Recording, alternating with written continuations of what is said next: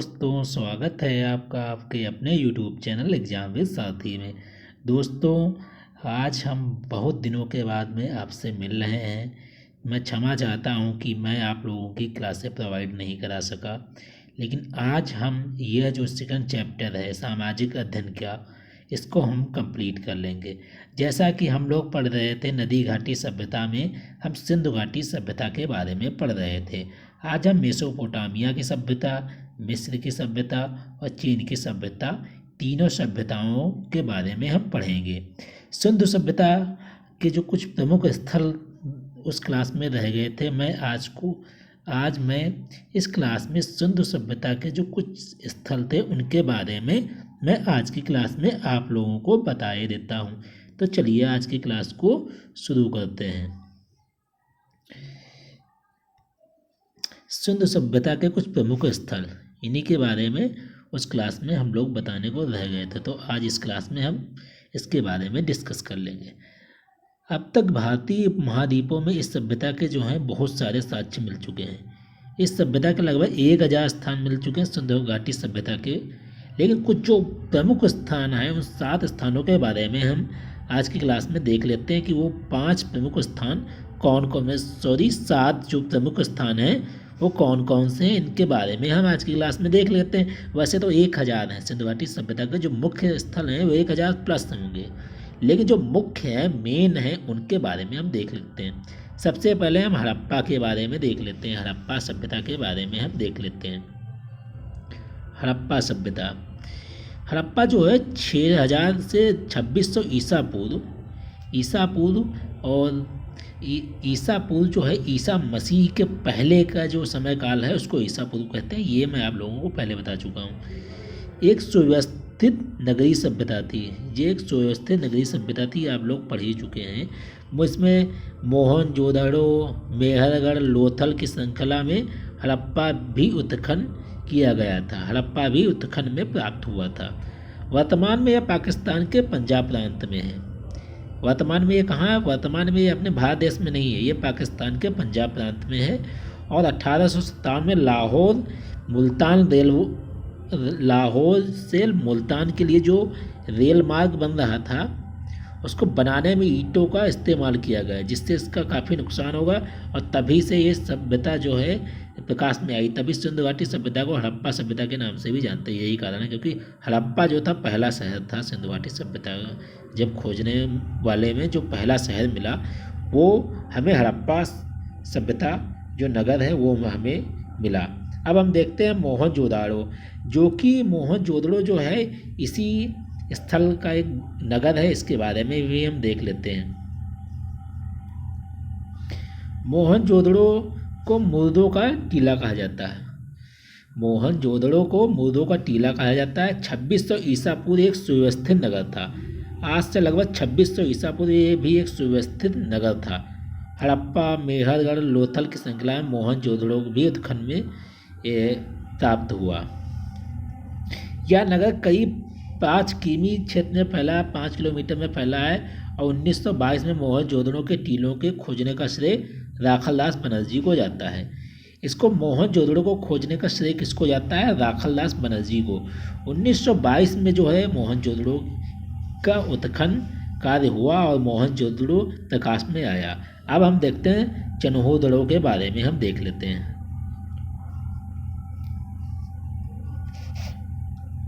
एक मिनट। मोहनजोदड़ो के दक्षिण में, जो मोहनजोदड़ो था उसके दक्षिण में एक स्थित चन्होदड़ो नामक स्थान पर एक मोहर एवं उनका मनका निर्माण के साथ साथ हड्डियों के अनेक वस्तुओं का निर्माण होता था। यहाँ पे जो थी चन्होदड़ो में जो थे मोहर बनती थी, मनका का निर्माण होता था, साथ साथ हड्डियों से भी अनेक वस्तुओं का निर्माण किया जाता था। हड्डियों से भी बहुत सारी वस्तुओं का निर्माण किया जाता है। ये सब काम कहाँ होता था? चन्होदड़ो में होता था। साथियों, यहीं से एक ईंट पर कुत्ते बिल्ली के पंजों के निशान मिले हैं। और सिंधु घाटी सभ्यता में अगर कहीं भी वक्राकार ईंटें मिली हैं ये सिर्फ चन्होदड़ो में मिली हैं। हम इसको, ये आप लोगों के सिलेबस में ये चीज़ नहीं है कि एक ईंट पर कुत्ते के बिल्ली के पंजों के निशान, इतना डिटेल में कुछ भी नहीं है। बस छोटा सा पूछेगा चन्होदड़ो की खोज कब हुई, या पूछ सकता है चन्होदड़ो की खोज अश्रय से जाता, बस यही ऐसे क्वेश्चन बन सकते हैं। इसकी जैसे खोज है, इस नगर की खोज सर्वप्रथम 1931 में एन गोपाल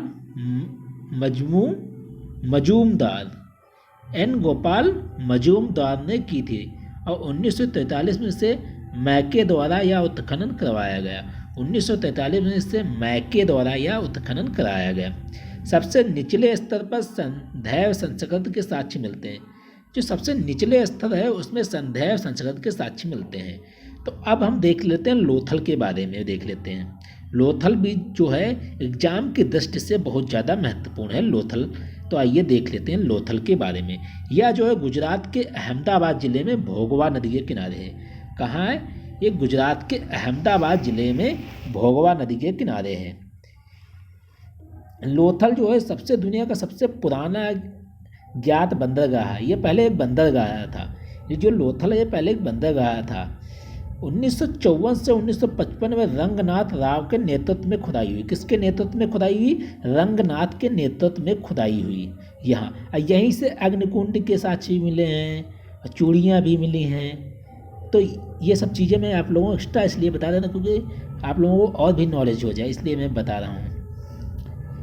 ये वैसे पूछेगा बस इतना कि लोथल कहाँ है, बस इतना ही पूछेगा, पूछने पे आएगा बस। अब हम देखते हैं काली बंगा, जहाँ काले रंग की चूड़ियाँ, जिसका अर्थ है काले रंग की चूड़ियाँ। यह स्थल राजस्थान के गंगा नगर जिले में घग्गर नदी पर के बाएं तट पर है। ये कहाँ? राजस्थान में है और घग्गर नदी के बाएं तट पर है। और 1953 में बीबी लाल, किसने? बीबी लाल एवं बीके थापर द्वारा खुदाई कराएगी। बीबी लाल एवं बीके थापर द्वारा इस खुदाई को कराया गया। तब ये कालीबंगा जो है प्रकाश में आया। कालीबंगा जब इन लोगों ने खुदाई कराया तब इसके यहाँ जो साक्ष्य मिले उनके आधार पे ये पता चला कि ये भी सिंधु घाटी सभ्यता का ही एक नगर है। ठीक, अब हम देखते हैं बनावली। बनावली के बारे में जान लेते हैं। हरियाणा के फतेहाबाद, हरियाणा के हिसार ज़िले में स्थित है। हिसार ज़िले में तो स्थित है लेकिन एक गांव जो था उसमें फतेहाबाद में स्थित, तभी हम पहले बोले फतेहाबाद में, क्योंकि मुझे ध्यान आ गया क्योंकि मैंने ये चीज़ पढ़ी। लेकिन आपके जो चैप्टर उसमें बस इतना ही दिया। हरियाणा के ज़िले में स्थित ये बनावली से दो सांस्कृतिक अवस्थाओं के अवशेष मिले। जो हैं दो सांस्कृतिक अवस्थाओं के अवशेष मिले। कहाँ से? बनावली के। यहीं से जैसे हाथी के दांत की कंघी भी बनावली से मिली। जले हुए जौ यहीं से मिले। सड़कें यहाँ 90 अंश का कोण नहीं बनाती थी, बाकी हर जगह 90 अंश का कोण बनाती हैं। 90 अंश का कोण मतलब ऐसे, ठीक, बराबर। लेकिन यहाँ की जो सड़कें थी 90 अंश का कोण नहीं बनाती थी।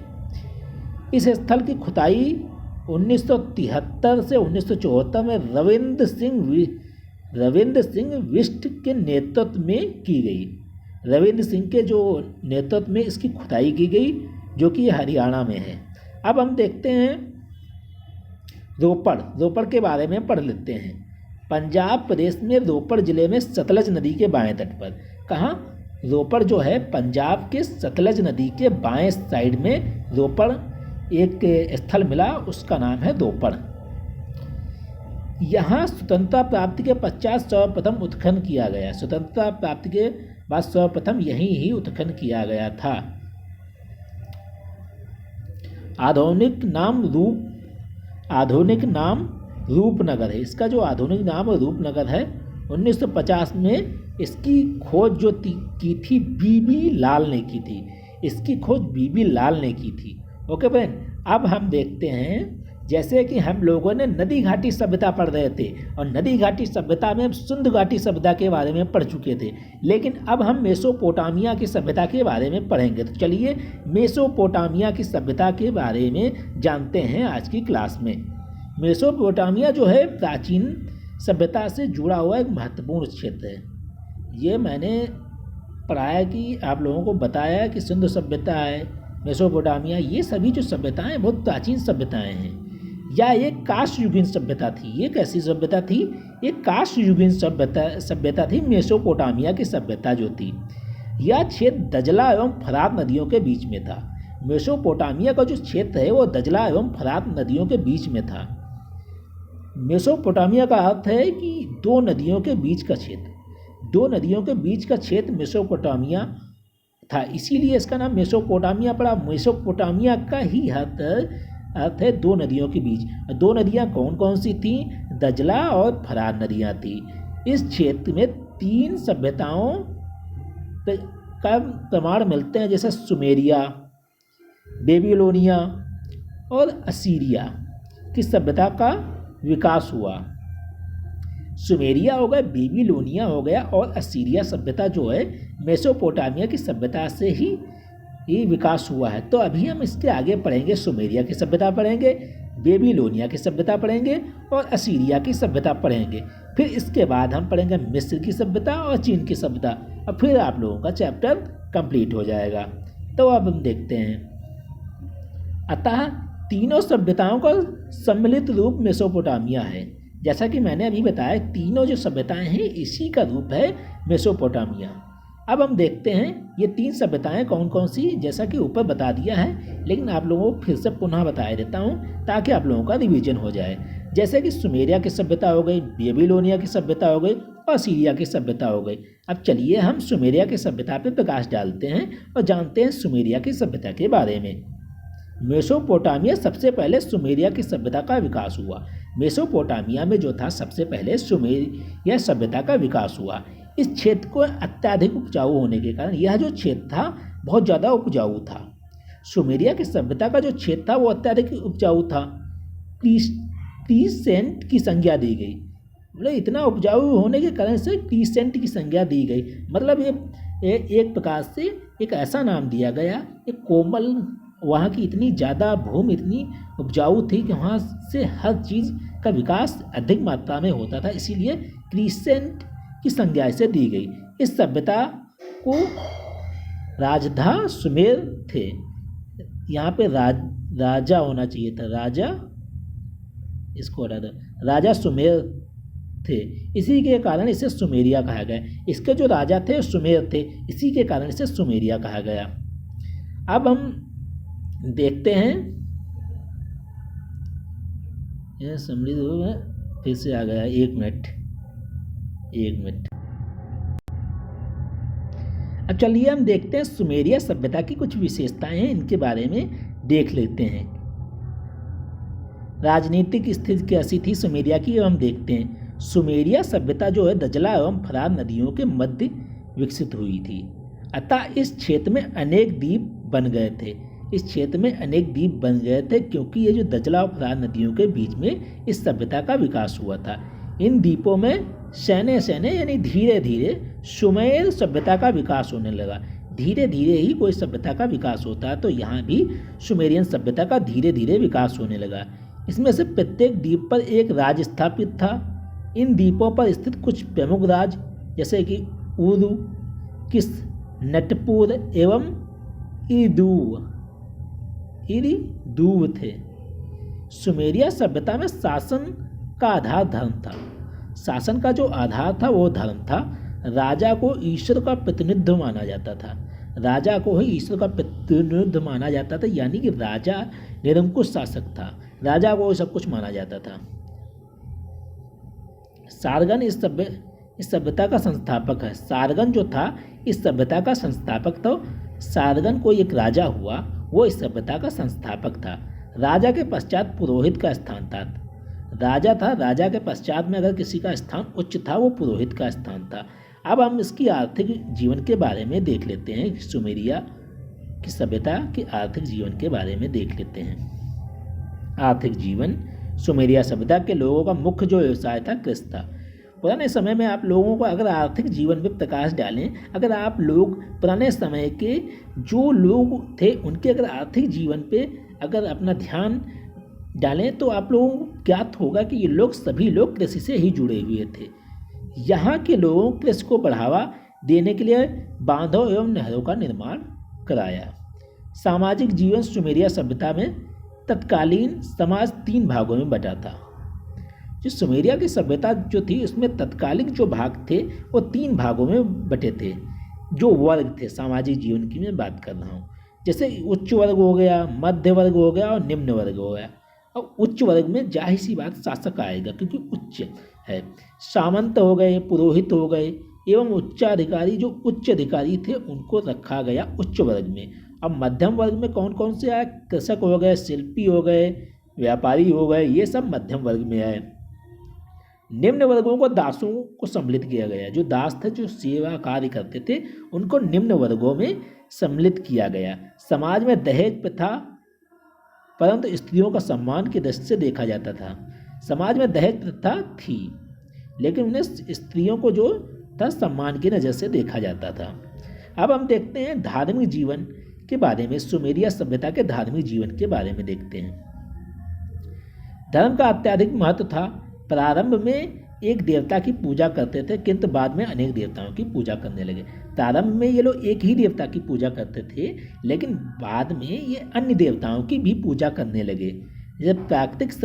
जब प्राकृतिक जो शक्तियाँ होती हैं उसमें ये लोग किसको पूजते थे? सूर्य एवं चंद्रमा की ये लोग पूजा करते थे, सुमेरिया के लोग। अब हम देखते हैं बेबीलोनिया की सभ्यता, क्योंकि आप लोग देख चुके हैं। हमने जब यहाँ पे बात की इसके मेसोपोटामिया की सभ्यता के बारे में, तो हमने सुमेरिया की सभ्यता पढ़ लिया। अब हम बेबीलोनिया की सभ्यता के बारे में पढ़ेंगे। तो देखिए, बेबीलोनिया की सभ्यता के बारे में हम लोग जानते हैं।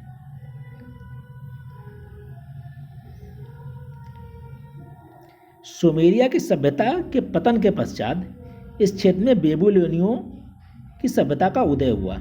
इस सुमेरिया की जो सभ्यता थी उसका जब पतन हो गया तब यहाँ पर बेबीलोनिया की सभ्यता का उदय हुआ। बेबीलोनिया सभ्यता के लोग संभवतः जो थे वो अरब के रेगिस्तान के घुमक्कड़ थे। और इन्हीं लोगों ने 2000 ईसा पूर्व सुमेर पर आक्रमण कर दिया। किसने? बेबीलोनिया ने। अब बेबीलोनिया जिन्होंने आक्रमण किया वो कौन थे? अरब के रेगिस्तान के घुमक्कड़ थे और उस पर विजय प्राप्त कर ली। और इन लोगों ने बेबीलोनिया को अपनी राजधानी बना लिया और इनके कुछ नियम थे उनको चेंज नहीं किया। उनको ज्यों का त्यों रखा, बहुत चीज़ों को ज्यों का त्यों ही रखा, लेकिन कुछ अन्य परिवर्तन किए। इसी के कारण इस सभ्यता को बेबीलोनिया की सभ्यता कहा जाता है, क्योंकि इस सुमेरिया की सभ्यता को उन्होंने नष्ट कर दिया, बेबीलोनिया का राज्य स्थापित कर लिया। अब हम देखते हैं बेबीलोनिया की इस सभ्यता की कुछ विशेषताएं हैं, उनके बारे में हम जान लेते हैं। सबसे पहले हम इसकी राजनीतिक जीवन के बारे में हम जानते हैं।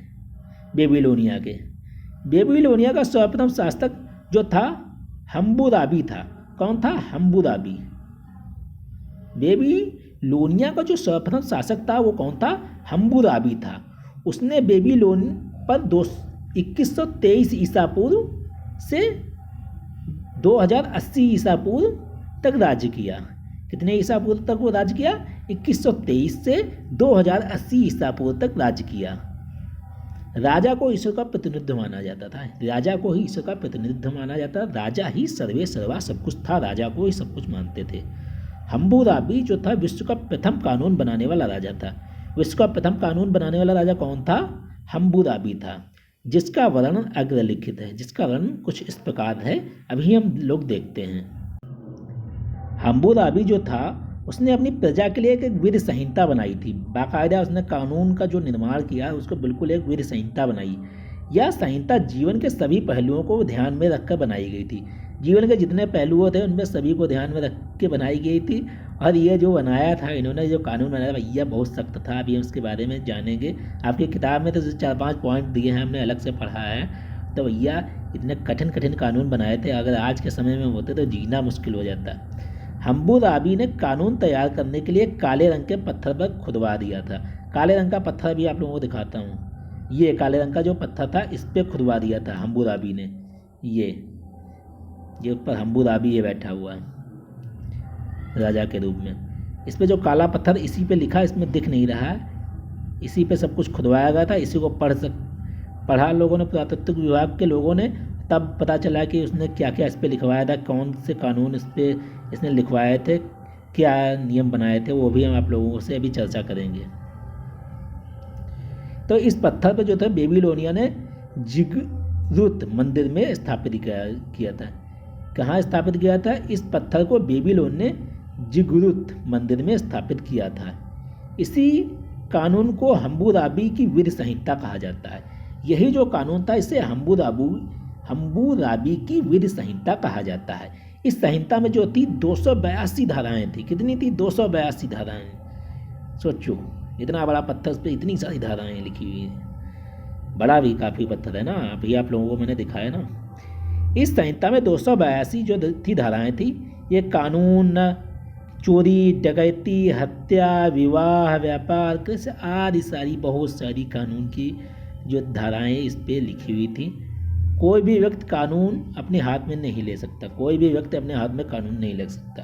और उसमें एक ऐसी चीज़ें लिखी थी, ये जो हम्मुराबी को जो वीर संहिता, इसमें लिखा था कि अगर कोई जो है किसी की आँख फोड़ दे, ठीक, तो अगर बड़ा आदमी है, अगर किसी की आँख फोड़ दे तो उसको जीवन भर उसको पैसे भेजेगा, और अगर किसी निर्धन आदमी की आँख फोड़ दे तो उसको मृत्युदंड, या फिर उसी की आँख फोड़ दी जाती थी। मतलब कितना अजीब कानून बना के रखा था। बहुत, मतलब अगर किसी का दोष नहीं साबित हो सकता तो उसको भी मृत्युदंड की सजा। मतलब अजीब अजीब कानून थे इसमें। तो ऐसे मेन कानून लिखे। अपराधी को सजा अवश्य दी जानी चाहिए। जैसे कि इसमें लिखा rich and poor were equal, ऐसा कुछ भी नहीं था। सभी के लिए लॉ इक्वल नहीं था, क्योंकि भैया पुअर लोग, अगर किसी की पुअर लोगों की अगर कोई अमीर आँखें फोड़ दे तो अमीर की आँखें नहीं फूटेंगी, वो उसको पूरे जीवन रुपए भेजता रहेगा। यहाँ पे इंग्लिश में लिख गया है, आप लोग को मैंने समझा दिया। जो दासवास थे उनको वेतन दिया जाता था। पुरुष और महिलाओं को समान अधिकार थे। अब हम देखते हैं सामाजिक जीवन पे बेबीलोनिया के सामाजिक जीवन। जैसे कि पहले पत्थर के बारे में बताया था, ये पत्थर था।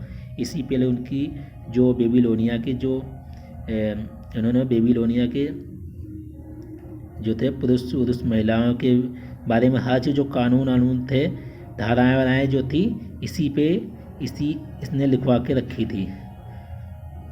अब हम देखते हैं ये क्या आ गया। अरे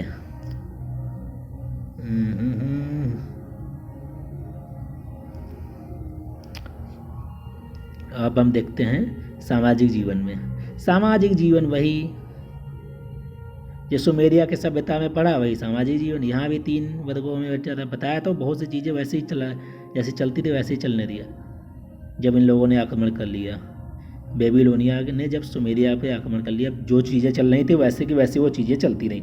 अब आर्थिक जो जीवन जो था, बेबीलोनिया का धर्म में महत्वपूर्ण स्थान था, और कस्कों को कुल मिलाकर उपज का 1/3 भाग सरकार को देना पड़ता था। कुल उपज का 1/3 भाग सरकार को देना पड़ता था। बेबीलोनिया के वासियों को मिस्र व भारत से व्यापारी संबंध थे। बेबीलोनिया के जो थे मिस्र और भारत से व्यापारिक संबंध थे। अब इनके धार्मिक जीवन के बारे में भी जान लेते हैं। बेबीलोनिया ने धर्म को महत्वपूर्ण स्थान प्राप्त था। बेबीलोनिया में धर्म को महत्वपूर्ण स्थान प्राप्त था। मंदिरों को जिगरुत कहा जाता था और ये राज्य की संपत्ति माने जाते थे। मंदिर को ही राज्य की संपत्ति माना जाता था।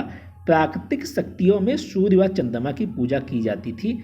यही ये जो सेम धार्मिक जो थे बेबीलोनिया के लोगों की जो धार्मिक विचारधारा थी ऐसे ही थी। अब भवन निर्माण कला। इस नगर के चारों एक दीवारों का परकोटा बनाया जाता था। परकोटा मतलब एक चारों तरफ बना दिया था, बहुत ऊंचा रेलिंग बना दी जाती है ताकि कोई बाहर का प्रवेश ना कर सके, उसे परकोटा कहा जाता है। ठीक दोस्तों, इस सभ्यता के लोगों ने अनेक नहरें व बांध भी बनवाई थी। बेबीलोनिया फरार नदी के किनारे हम्मुराबी ने किला और फरार नदी पर उसने एक पुल बनवाया था। हम्मुराबी ने जो था फरात नदी के पास में एक किला भी बनवाया था और किले पे एक पुल भी बनवाया था। जैसे दजला और फरात 2 नदियों के बीच में था मेसोपोटामिया में। मेसोपोटामिया का ही एक भाग है। मेसोपोटामिया की एक सभ्यता है। इस सभ्यता में के काल में बनी हुई कुछ मूर्तियाँ, मंदिरों की चित्रकला के नमूने भी मिले हैं। अब हम देखते हैं असीरिया की सभ्यता। असीरिया की सभ्यता पे हम देखते हैं, क्योंकि ये भी इसी का जो हम लोग पढ़ रहे हैं मेसोपोटामिया की सभ्यता में ही आता है असीरिया की सभ्यता, तो उसमें भी हम देखते हैं। शायद आपके लोगों की ये क्लास लंबी जाए क्योंकि सिलेबस आज इसी क्लास में कंप्लीट करना है और फालतू की बातें यहाँ होती नहीं हैं। बस सिलेबस के बारे में जो जो चीज़ सिलेबस में है वो डिस्कस की जाती हैं और कम समय में ज़्यादा से ज़्यादा कंटेंट देना मेरा काम है। शायद आप लोगों की बाहर की वॉइस आ रही होगी तो उसको आप लोग इग्नोर कीजिए। बढ़िया से बढ़िया से ईयरफोन लगाइए और हम जो बोल रहे हैं उसको सुनिए और अपने नोट्स में हर चीज़ नोट करते जाइए। अगर क्वालिटी नहीं आ रही वीडियो की तो आप उसको 240 पे अगर है तो उसको 350 360 होता है ना, 360 ऐसे कर लीजिए तो क्वालिटी अच्छी आने लगेगी। हम्मुराबी की मृत्यु के पश्चात बेबीलोनिया का जो साम्राज्य था वो कमज़ोर हो गया था। जब हम्मुराबी की जब मृत्यु हो गई तो बेबीलोनिया का जो साम्राज्य था वो कमज़ोर होने लगा था। असीरिया लोगों ने बेबीलोनिया पर आक्रमण कर दिया। जो असीरियाई लोग जो थे उन्होंने बेबीलोन पे आक्रमण कर दिया। असीरिया कोई बाहर के नहीं थे, वो इसी भूभाग के थे। असीरिया बाहर से नहीं आए थे वरन मेसोपोटामिया में ही रहने वाले थे। बेबीलोनिया पर अधिकार स्थापित करने से पूर्व जिस नगर में निवास करते थे उनका नाम था अश्शूर। जिस नगर में असीरिया के लोग निवास करते थे उसका नाम था अश्शूर और इसी अश्शूर के कारण असीरिया कहलाया। इसी अश्शूर के कारण इसका नाम असीरिया कहलाया। और इस असीरिया सभ्यता में सबसे प्रसिद्ध शासक का नाम है अश्शुरबेनिपाल, या एक विद्वान शासक था, तभी इसका नाम पड़ गया असीरिया की सभ्यता। अब हम देखते हैं असीरिया सभ्यता की कुछ विशेषताएं हैं। असीरिया दजला नदी के किनारे स्थित था। असीरिया जो था दजला नदी के किनारे स्थित था। निन्वे को अपनी राजधानी बनाया। इस सभ्यता में शासन व्यवस्था कुशल व्यवस्थित थी। इस सभ्यता में राजा को ईश्वर का प्रतिनिधित्व माना जाता था जैसे कि बाकी अन्य सभ्यताओं में माना गया है। आर्थिक जीवन कैसा था? असीरिया सभ्यता का मुख्य व्यवसाय कृषि था, जैसे सब में वही सब चीज़ें। लेकिन हाँ, एक खास चीज़ है, लोहे के उपकरण बनाने वाले असीरिया सभ्यता ही प्रथम लोग थे। लोहे के जो उपकरण बनाने वाले जो लोग थे वो सर्वप्रथम असीरिया के ही लोग थे। अब हम देखते हैं इनका सामाजिक जीवन भी सेम है उसी तरह। सामाजिक जीवन, असीरिया समाज में 3 वर्गों में विभाजित था। उच्च वर्ग हो गया, मध्य वर्ग हो गया और व्यापारी व कृषक तथा निम्न वर्ग के दासों को सम्मिलित किया गया था। धार्मिक जीवन, सुमेरिया सभ्यता में धर्म का महत्व था। यद्यपि पूर्व की सभ्यताओं की तुलना में के क्रम में इस सभ्यता के लोग अशुर, मूर्धक एवं ईश्वर की पूजा करते थे। इस सभ्यता का अंत कैसे हुआ इसके बारे में जानते हैं। असीरिया ने शक्ति के बल पर शासन सत्ता स्थापित की थी। शक्ति के बल पर ही इसने शासन सत्ता स्थापित की थी बेबीलोनिया के साम्राज्य को खत्म करके। अतः अधिक समय तक यह कायम नहीं रहा हो सके और इस सभ्यता का अंत हो गया। अब चलिए हम देखते हैं मिस्र की सभ्यता के बारे में। हमने मेसोपोटामिया की सभ्यता को पढ़ लिया, अब हम मिस्र की सभ्यता को पढ़ते हैं। ये क्लास आप लोगों की लंबी जाएगी, 30 मिनट की 28 मिनट की हो गई। मिस्र की सभ्यता। मिस्र की सभ्यता का विकास नील नदी के किनारे हुआ। जो मिस्र की सभ्यता है उसका विकास कहाँ हुआ? नील नदी के किनारे हुआ। मिस्र अफ्रीका महाद्वीप के उत्तरी पूर्वी भाग में स्थित है। जो मिस्र है वो अफ्रीका महाद्वीप के उत्तरी पूर्वी भाग में स्थित है। भूमध्य सागर तथा पूर्व में लाल सागर है। मिस्र के उत्तर में भूमध्य सागर है तथा पूर्व में लाल सागर है। जो मिस्र है उसके उत्तर में भूमध्य सागर तथा पूर्व में लाल सागर है। इसके दक्षिण में पश्चिम में रेगिस्तान है। नील नदी मिस्र के मध्य भाग में बहती है।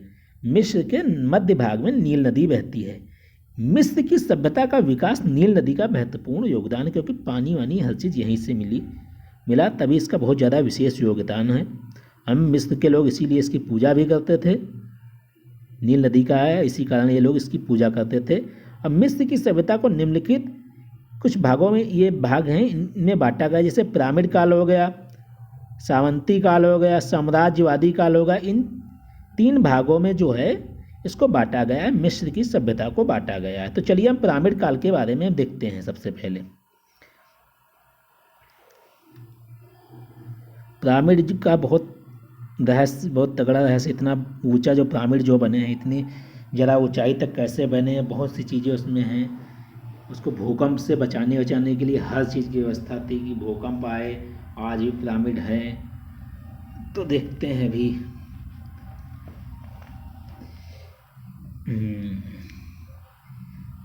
एक मिनट, हाँ कहाँ पे थे, हाँ पिरामिड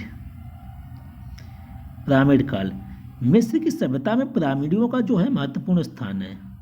पिरामिड का बहुत ज़्यादा महत्वपूर्ण स्थान है। मिस्र के शासकों की मृत्यु के पश्चात उनके शरीर को विशेष लेप लगाकर, मम्मी लगा के, क्या मम्मी जो होती है उसको लगा दिया जाता है, कुछ विशेष जो थे लेप लगाकर विभिन्न वस्तुओं के साथ दफनाया जाता था। इन लोगों का मानना था कभी ये लोग जिंदा हो गए, तभी इन लोगों को मानना ऐसा था कि लोग कभी ना कभी जिंदा होंगे, ऐसा इन लोगों को मानना था। लेकिन ऐसा हुआ नहीं कुछ भी। इस स्थानों पर ऊंचे ऊंचे चबूतरे बनवाए गए जिन्हें पिरामिड कहा गया। इसी के कारण इस काल को पिरामिड काल के नाम से भी जाना जाता है। किस काल के नाम से जाना जाता है? पिरामिड काल के नाम से जाना जाता है मिस्र की सभ्यता को। अब हम पढ़ते हैं सामंती काल। सामंती काल क्या है यह देखते हैं। मिस्र के इतिहास में 2400 ईसा पूर्व से 1800 ईसा पूर्व तक के काल को सामंती काल कहा जाता है। सामंत बहुत शक्तिशाली हो गए थे, क्योंकि इस काल में जो थे सामंत बहुत शक्तिशाली हो गए थे। इसी के कारण इसे सामंती काल भी कहा जाता है। साम्राज्यवादी काल जो है 1800 ईसा पूर्व से 1000 ईसा पूर्व तक के काल को मिस्र इतिहास में साम्राज्यवादी काल कहा जाता है, क्योंकि मिस्र का विस्तार नील नदी से लेकर फरात नदी तक फैला है। नील का जो विस्तार है नील नदी से लेकर फरात नदी तक फैलाया इन लोगों ने, तभी इस लोगों को स्वर्णकाल भी कहते हैं। साम्राज्यवादी काल को इसका स्वर्णकाल भी कहते हैं। अब हम पढ़ते हैं मिस्र सभ्यता की कुछ विशेषताएं हैं, उनके बारे में हम देखते हैं। शासन व्यवस्था। देश का जो सम्राट था वो निरंकुश था, राजा ही सबसे ज़्यादा सर्वोच्च था। असामाजिक जीवन, वही सब कुछ है, विशेषताओं में वही सब कुछ है, राजा ही सब कुछ सर्वे सर्वा था। सामाजिक जीवन में वही किसान जो थे कृषि वैसे उपज पर निर्भर थे, यही सब चीज़ें हैं। राज मंदिर तथा कुलीन परिवार के भूमि के स्वामी थे, किसानों को श्रम कर देना पड़ता था। दैनिक जीवन में इसमें थोड़ा पिछली की सभ्यता से अलग है, थोड़ी थोड़ी चीज़ें कुछ दैनिक जीवन में। दैनिक जीवन प्रत्येक घर में खुली छत वाले एक रसोइयाँ थी। प्राचीन मिस्रवासी जो थे स्वच्छता में प्रस्तुतिकरण में अत्यधिक महत्व रखते थे। वो नील नदी में स्नान करते थे तथा एक साबुन भी लगाते थे। उन्होंने कुछ साबुन बना रखा था, ऐसा कुल लेई वेई वाला साबुन कुछ बना के रखा था, और इत्र का भी ये लोग प्रयोग करते थे। लोग काफ़ी साफ सुथरे रहते थे, ऐसा माना जाता है। धार्मिक जीवन देखते हैं। परमात्मा और पुनर्जन्म पे लोग विश्वास करते थे। प्राचीन मिस्र की सभ्यता स्थापना काल से पाई जाती है। मिस्र में प्रत्येक नगर का अपना देवता होता था। प्रत्येक नगर का यहाँ एक अपना देवता था। मिस्र में देवी देवताओं की संख्या कितनी थी? 2200 थी। प्रमुख देवता कौन था? सूर्य, जिन्हें किस नाम से जाना जाता था? रा होरस आदि नामों से जाना जाता था सूर्य भगवान को। अब हम देखते हैं पशुपालन के बारे में। ये पिरामिड देखो, सोचो कितनी ऊंचाई तक बनाया गया, कैसे बनाया गया, इतनी ऊंचाई तक कैसे सब पत्थर काट वाट के कैसे सब लगाया गया होगा, बल्कि और ये जो है विश्व के आश्चर्य सातवें आश्चर्य में ये चीज़ है। ये मतलब इतना कैसे हर चीज़ पिरामिड जो बनाया गया है बिल्कुल अनोखा है। किस प्रकार से पत्थर इतनी ऊंचाई तक काट कूट के कैसे लेके गए होंगे, उस टाइम ऐसी चीज़ें भी नहीं थी, कहाँ से पत्थर आए होंगे, ये सब चीज़ें। अब हम देखते हैं। ये तो चलो इतिहास में डूबो तो डूबते ही चले जाओ, क्या हुआ होगा।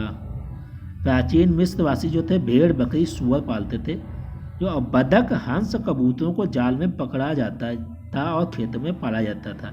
इनको पकड़ा जाता था, फिर इनको अनाज सबको दिया जाता, फिर ये मोटे ताजे हो जाते थे। अब हम देखते हैं चीन की सभ्यता के बारे में।